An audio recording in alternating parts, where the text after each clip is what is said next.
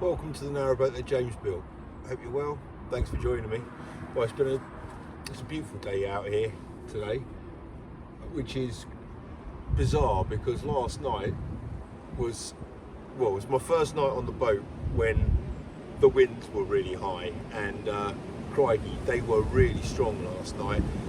There must have been a handful of times I actually opened the window to double check that the boat hadn't come off its moorings and was drifting down there somewhere, because that's honestly how it felt. It was quite fun, a little nerve-wracking as well, so I'm glad that the winds have died down a little bit today, to be honest. But I'm quite relieved because I saw John earlier this morning, and he's a seasoned traveller, shall we say, and he also commented that his Winnebago is moving around quite a lot last night, so that and he had a bit of an unsettled night's sleep, and a few other people here have, so I don't feel like such a wuss anymore. But I'm glad I put the fenders on the boat, let's put it like that, because I was really bouncing around a bit, but as I said, it was quite a good laugh. So today I need to get myself a gas cylinder first thing. So I've been assured that there is a guy down the road that has some, so I'm going to go and sort myself out with that. And Dale, my gas man, is going to be here about 10:30, so when he gets here the tank will be done.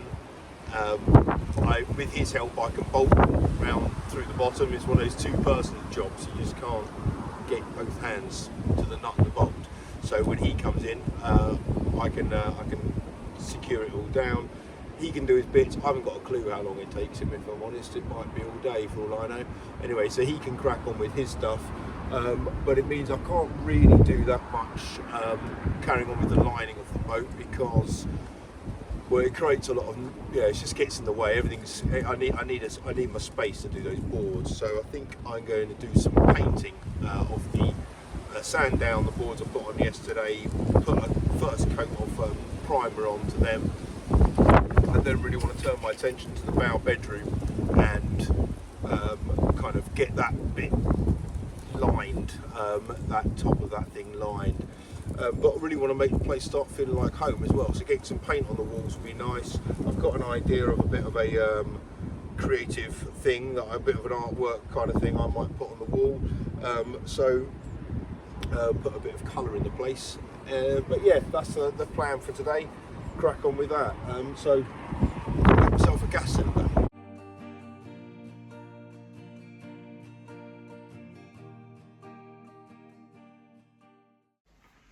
Right, so the galley is ready for Dale. So there's the skin fitting through there.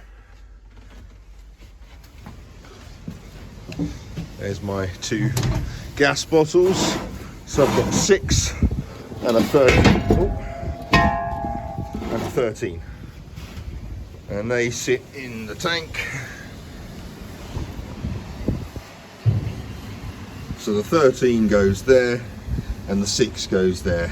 It could have fitted in two 13s, but there would have been no room for the bubble test if I'd done that. So I wanted a bubble test, and 19 kilograms of gas is probably going to last me 3 months, so it's absolutely fine. Well, Dale is here, the gas is going in, so the locker's in place now. Everything's on the locker that we need. The pipe has come through into the galley, and we're just putting the valve on the tank. Right, so the gas install is going well. There's the skin fitting, there's the pipe going out of there. And then it goes into the tank there. And it goes into the boat there.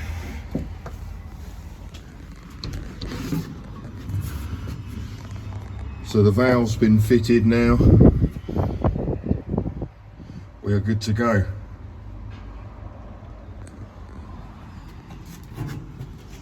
and then the pipe will come through there. There's my new camping lantern, it's really good. So the pipe will come through there and feed round the back there, and then into the hobs. Well, I did say next time you saw the kitchen, let's move that screwdriver, it would look like a kitchen and not a building site. Drill bit.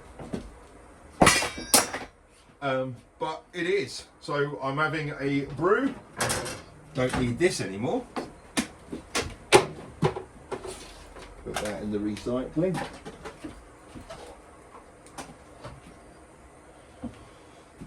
And this is my first go with the kettle. I didn't do it on the stove because it doesn't really work well on this, but on the hobs, that thing is perfect. It looks great in the boat in that colour.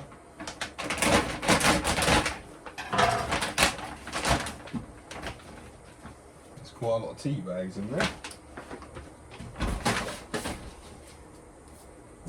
So Dale's done a really good job today. We managed to squeeze in the gas cylinders. Oh, here we go. Oh, that's a bit much. I can't find my teaspoons anywhere. I have lost them whilst clearing up. How does that work? Oh, yeah. Lovely. Yeah, I lost my teaspoons whilst I was doing the big tidy up this morning whilst waiting for Dale. Okay. That'll work.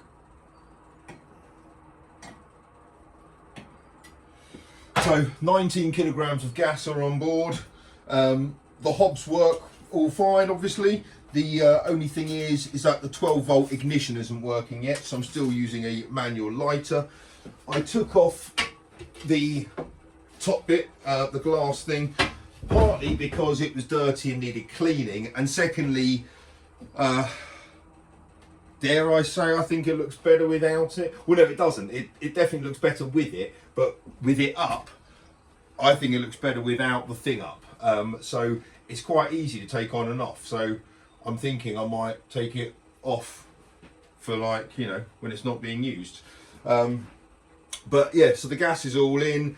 Dale's left a pipe there, so when I get my oven delivered, then he can just come back and it's already in place. He's put in a isolation valve there and a test point over there. There's two test points on the boat. There is the bubble test, which is really for me, and then there is the test point there.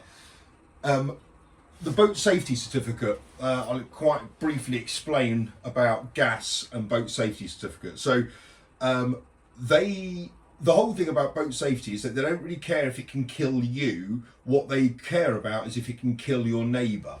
So with gas, obviously that has the propensity to kill your neighbour. So that is why they care about it. And for them, when they come and inspect the gas installed on a boat, they're not gas safe registered, they're not LPG safe registered, so they cannot use the test point inside a boat. So they ask for, and therefore require, a bubble test point somewhere in the system. You don't need one for compliance reasons. All you need is a test valve for compliance, but to make it easy for the examiner, that's why they asked to have a bubble test, but you don't need it. But for this one, I've got both. So I've got the bubble test, which is in the locker, so I can do that. That's quite easy. You basically push it down for 60 seconds. If you see bubbles, you know you've got a leak. And then I've got obviously the test point here. So, but yeah, it's a really nice, neat install he's done. He was here pretty much all the day, bless him. Decent bloke. I said, lives on a narrowboat, and I haven't got a bin. Right, that'll do. Yeah, so he kind of, obviously knows his stuff, because, and we were talking about, hot water heaters as well, instant hot water heaters, because there's a new one on the market which he seems to think is pretty good, so I'm gonna have a look at that. But yeah, this is really taking shape now. The galley, now the boards are on, obviously this one's been painted. I'm gonna paint this one a little bit later and down that side, but this is actually starting to kind of come together a bit now. This is looking good. I'm going to put some shelves down here, put a shelf up there. I'm going to get a fridge. My parents said they would buy me a fridge for my birthday present, so all I've got to do is go to the Swindlers and order one. So I'll see if I can get that delivered. That'd be good. But yeah, that's it. I've been waiting for the gas for ages now, and now it's in. It's brilliant, and the Thetford stove is really hobs are really nice. So yeah, happy days. But importantly, it's all systems go for Saturday in the Spag Bob. Perfect. Right, so here's the full install. So 13 kilogram is turned off at the moment because I'm not using that. I'm running the 6 kilogram, which is obviously on. There's a valve down there that can be shut off. At the moment, you'll see this arrow here is pointing to the small tank.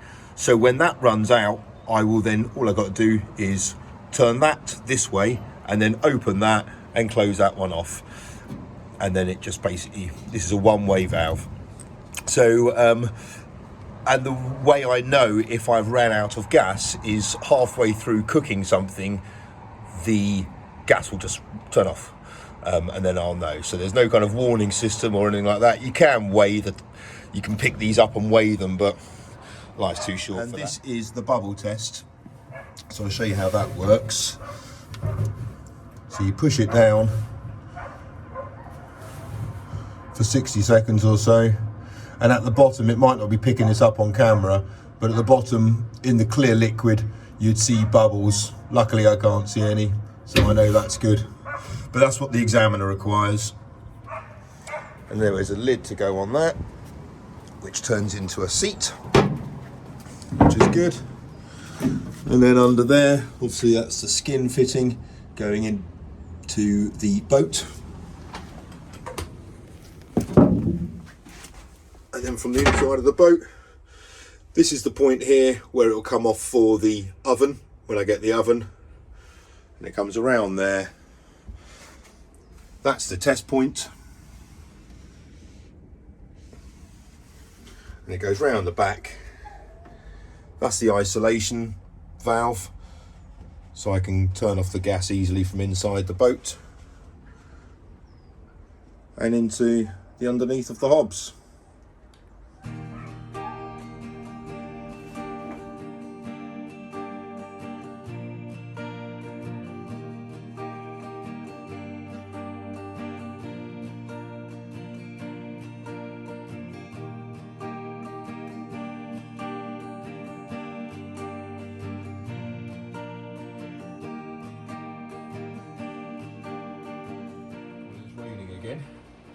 As you can hear, so quite a nice time to be doing an inside job like this.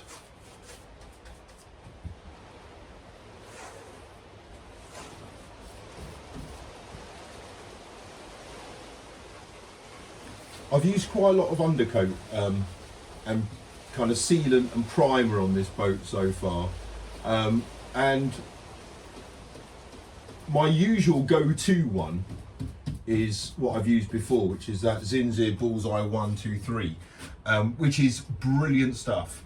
And if you've used it, you'll know what I mean. It's really watery, so it goes on really easily, which for a primer is exactly what you're going to want, or a sealer, that's exactly what you want. The thing is, after all the ones I've used, in terms of doing a large surface area, I've got to say, I think this, what's this one? This is the Wix one. This is like a home brand basic,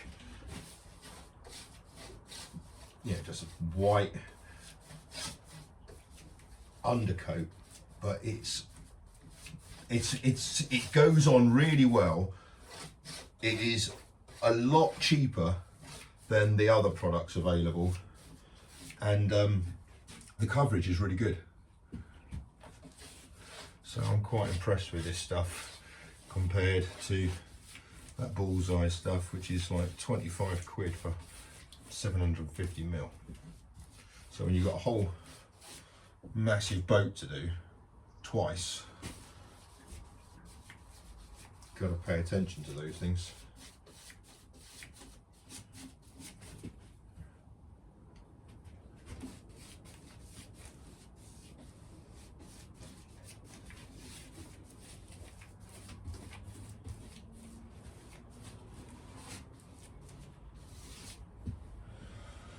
Right, this is making such a big difference now.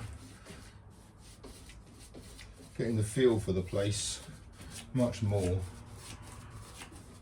and really trying to make a conscious effort now not to have this as a building site. So like once I finish with this, I'll remove the screwdriver and the paint and stuff like that and take it back to a working kitchen, because obviously that's what this is now. Now I've got my gas on.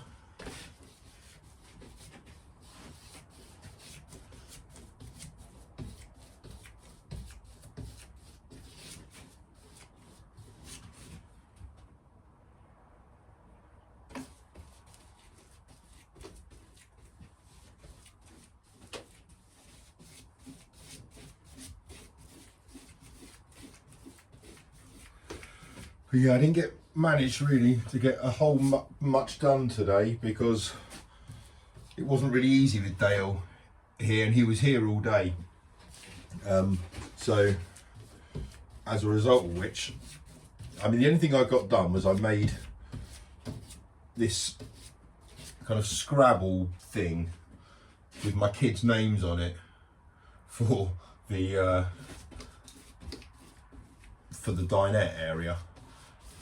And that's only because it was kind of a fairly smallish piece of wood to work with, and I could do it with a handsaw and do it outside whilst the weather was quite nice. So that's all I've really managed to achieve. So tonight I need to crack on, carry on with the lining, and then carry on with the bedroom. I'm not going to do much more painting. I just really want to get the galley and the saloon kind of done, at least just with one coat, so it takes away the woodiness of it all.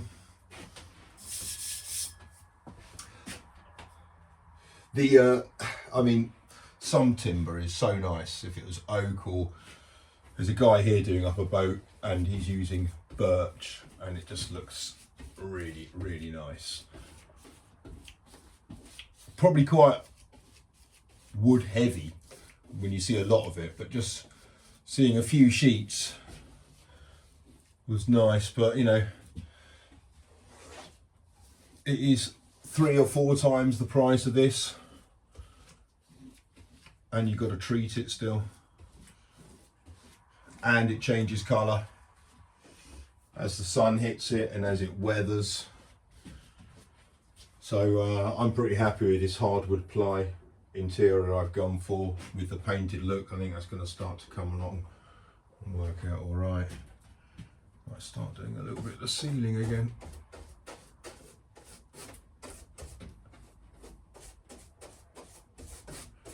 Right, yeah, so I better crack on with this. You better leave me to it. I'll see you tomorrow. Look after yourselves. Bye bye.